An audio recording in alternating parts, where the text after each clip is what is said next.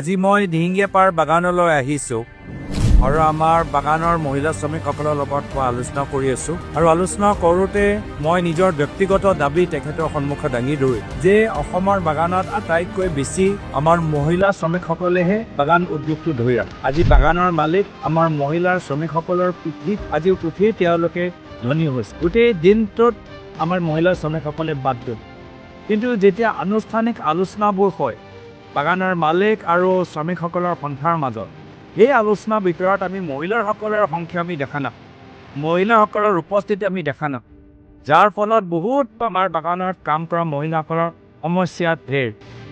তেওঁলোকৰ খোৱা খাদ্যৰ পৰা তেওঁলোকৰ বাহিৰলৈ যোৱা অসুবিধাৰ পৰা দৰৱৰ পৰা ৰাস্তা অহা যাওঁতে বহুতখিনি সমস্যা, বহুতখিনি মহিলা শ্ৰমিকসকলৰ ওচৰত ভাল এটা টয়লেটো নাই।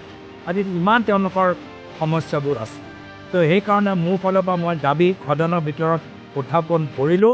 लेकिन जब भी वार्तालाप होता है बागान के मालिकों के बीच, यूनियन के बीच, सरकारों के बीच, तो उन चर्चाओं में महिलाओं की भागीदारी ना के मुमकिन है।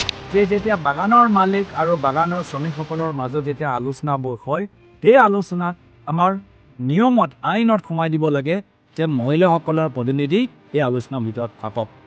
আজি এই তাৰিখত নতুন শ্ৰমিক আইন আনিবলৈ চৰকাৰে চেষ্টা কৰি আছে। মহিলা শ্ৰমিকসকল যে অৱগত হৈ থাকক যে তেওঁলোকৰ অধিকাৰ তেওঁলোকেহে দাঙি ধৰিব পাৰে। এইখিনি কথা আজি আমি এই দিহিঙীয়া পাৰ বাগানৰ ভিতৰত আমি আলোচনা কৰিম। নমস্কাৰ, ধন্যবাদ।